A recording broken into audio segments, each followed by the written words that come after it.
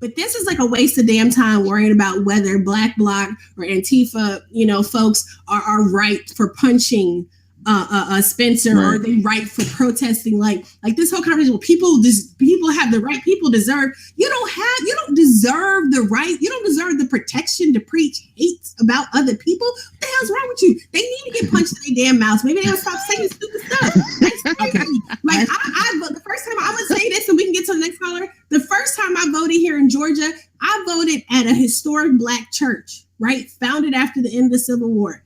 That was like chilling for me, for someone who didn't even grow up down here. I voted with my father at a historic, but my dad looked at me. I said, Dad, you see the placard when we walked up? He was like, yeah, it's pretty wild. I said, I feel like the ancestors are talking to me. And so often, like, I really feel like these days, particularly doing the work that we're doing with what's going on right now, I feel Ida B. Wells talking to me. Ida B. Wells rode around not just doing her own activism and organizing, but she also was educating about anti-lynching. It was very vocal and active against the violence against Black people in particular. So I don't really want to hear from anybody. And again, let's be clear. Hi, Lee. No, I don't believe that violence is a good thing. I'm not pro-violence, but you best believe, there's a term called fight your words, and you come with some N-words and genocide, and your babies need to die, you gonna catch these hands. Like, you're just gonna catch Mama Bear hands, and that's just what it's gonna be.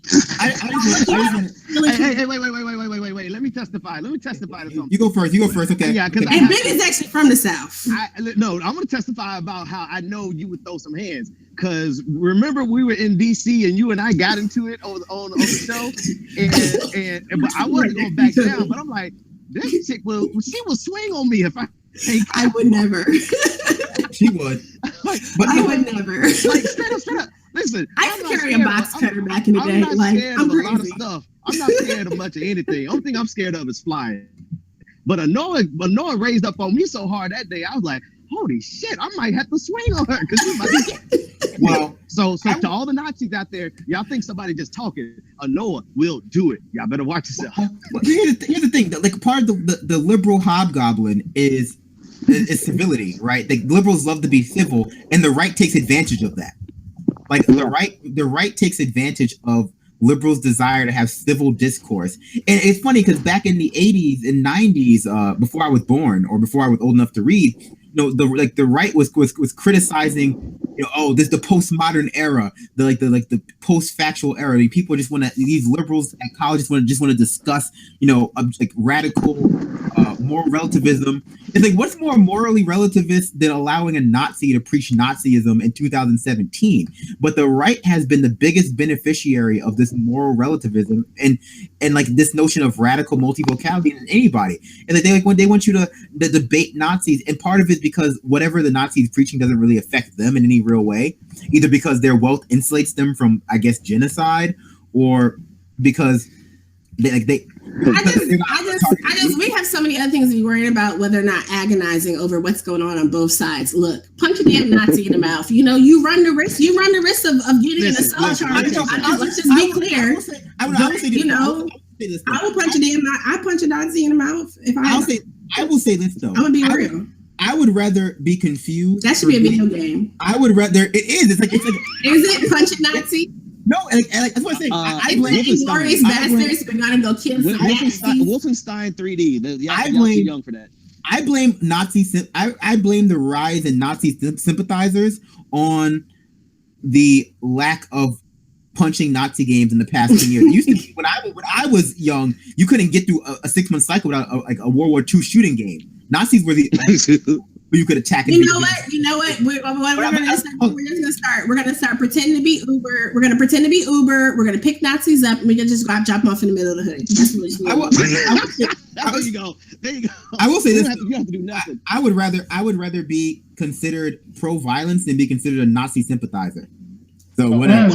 So there's shades in between, right? There's a lot of shades in between what you see, but I know you're just doing that to be hyperbolic. But I mean, absolutely, I don't believe it. But in terms of actually expending energy, concerned over whether or not making it an actual debate, it's not even worth the debate. Somebody got punched. People get punched every day. I mean, I like watching fight videos just like the next person. So if it happens to be a Nazi getting punched, that's all the better. Then we just move on and go on about our business.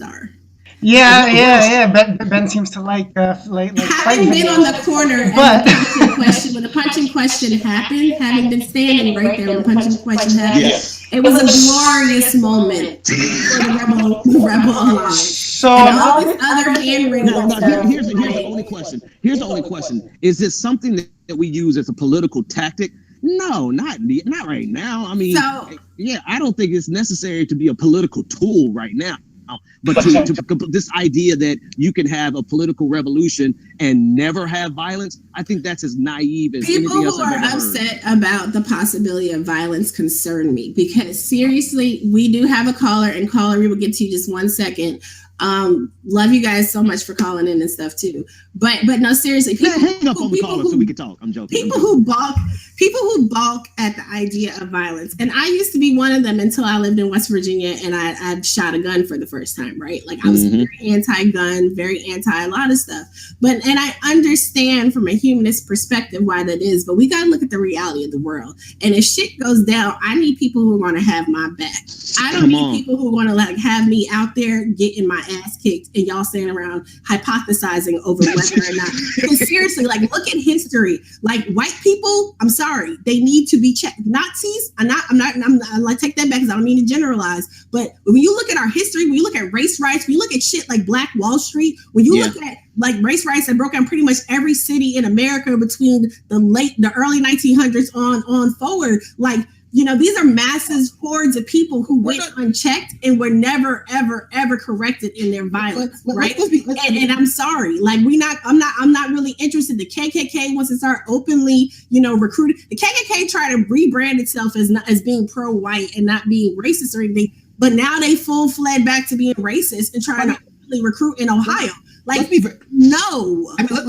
very clear. This punching Nazis in the mouth. This reification of the passive Negro and the passive oppressed. Wait, Brandon. What the? I know a lot of vocab. I got a huge vocabulary. What the hell is reification? The desire to. Oh, sorry, I can't even think of the word. What it means now. Okay. This desire of liberals to make the notion of passively getting your ass kicked by the police or by agents of the state or by alt-right Nazis as some sort of taking a moral high ground and some symbolic victory that you didn't hit back. I don't understand it, especially from people who aren't getting out there themselves. It's like you have these sideline critics going, "Oh, I don't understand when those police were beating you, why you would fight back, Black Bloc."